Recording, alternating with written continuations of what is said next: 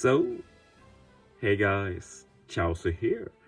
So there's been a long time since we had any news in One Piece Treasure Cruise, so might as well talk about other stuff. And one thing I talked a lot about yesterday on Discord in certain servers were about a ship comparison. And sadly, when it comes to talking about ships, like if we go down to the shipyard notice, I don't know why they've done this, but basically we can only see the most recent ships. None of the old ones, we can't click anything. And if we go to the actual shipyard, we can't see any info except for what ships get for modifications. So we can't see the level 12 buffs. Like, it's very bizarre. They should definitely prove this. Like, there are some player composed documents for all changes that you can find. I'll probably leave one linked below so you can check out yourself. But yeah, the comparison I want to talk about in this video is between Dinghy, which is a ship that many invested in early on. For logical reasons, it was the only universal -2 CD ship, like both modifications. -1 CD, -2 together, so one of the best speedrun ships. But yeah, like 2 months ago, we also got the big news that everybody's favorite ship, the Hoe, is also getting -2 CD. So in the eyes of many, Hoe ended up being superior. I want to say that I've never been a big Hoe fan myself. Like, sure, if I do farm for experience specifically, I do use Hoe, of course, just for the extra bonus. But other than that, I very rarely use it. Like, if I do use it, it's because I want a universal -1 seeded chip without like any big HP boost or anything. Then Hoe is okay, so I use it maybe once every 3 months for normal content, not often at all. And of course I've never used Dinghy since I'm not upgraded. But yeah, these ships are very similar, the differences are small, so the question is, which should you invest in? Because I think most agree that you should only invest in one of these. So I'll give my recommendation, but in the end, it's up to you guys. So let's make the case for Dinghy.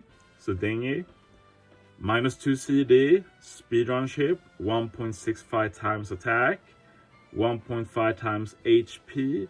Captain gets 800 recovery, I think it is, and it's a lot easier to hit perfect, so basically free to hit perfects.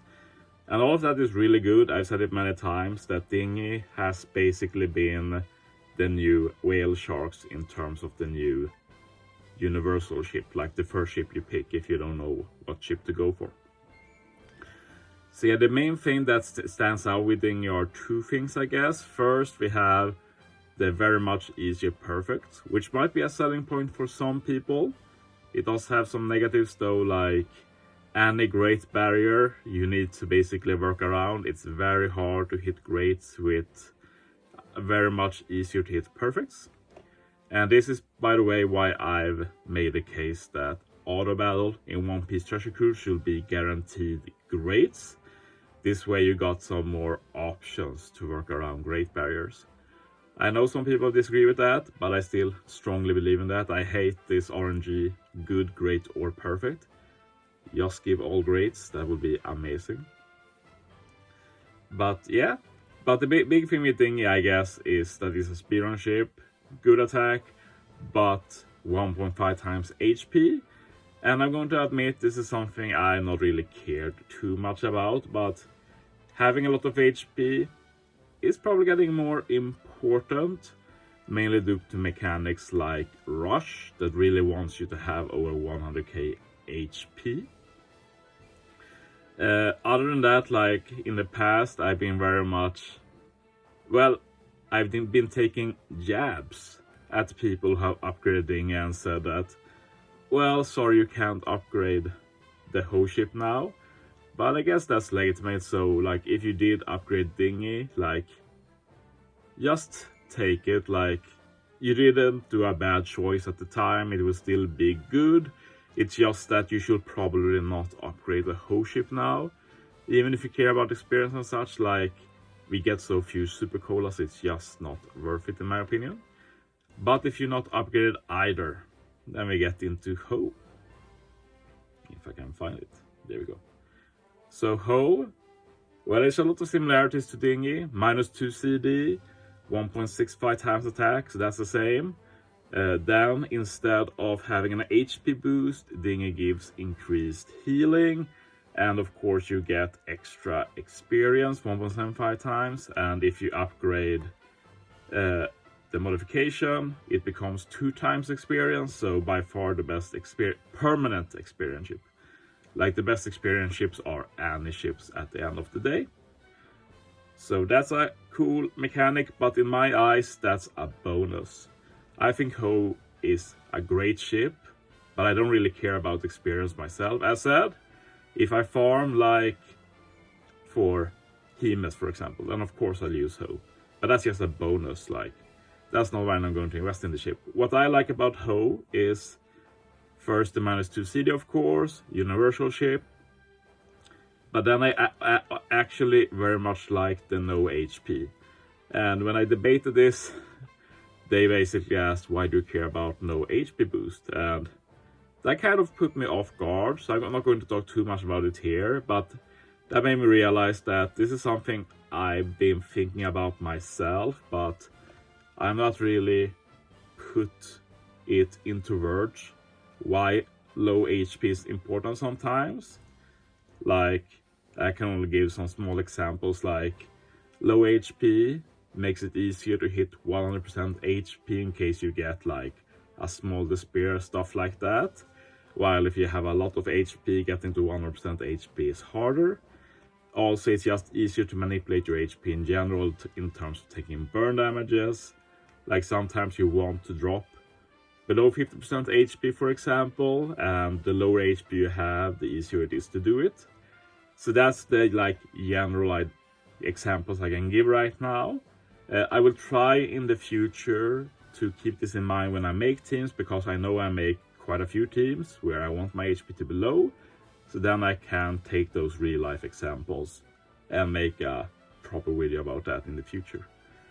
But the one thing I want to say about Hoe is that not only is it a good ship without HP boost, it's like the only ship that you can get to level 12 and is good and doesn't get an HP boost. So for me, that is the biggest boon. Like, if you look at, say, Liberal Hind, which is one of the best current ships that doesn't give an HP boost, like with buffs, it does get it. Like, it even gets a 1.4 times HP boost. Like, for me personally, that makes me lose a bit interest in this. Not that I think Liberal Hind got the best buff, but yeah, that was a personal bummer, I must say. Like, I like that we had varied ships before, but now everything is like 1.5 times HP, 1.3 times HP, like very high numbers. But Hoe doesn't have that. And finally, Hoe also has a special, and many don't really care about it because they see Hoe mainly as a speedrun ship. And if you speedrun with Hoe, you can't use the special. Like, I've upgraded the Sunny, as you know, and it has a 9-turn special, and I know you can't no-stall speedrun and use it. That's just how it is. But Hoe is even worse, I guess you can say. Hoe Special is 12 turns, but it's a great special. It's an ore boost for free, for 2 turns even, I think.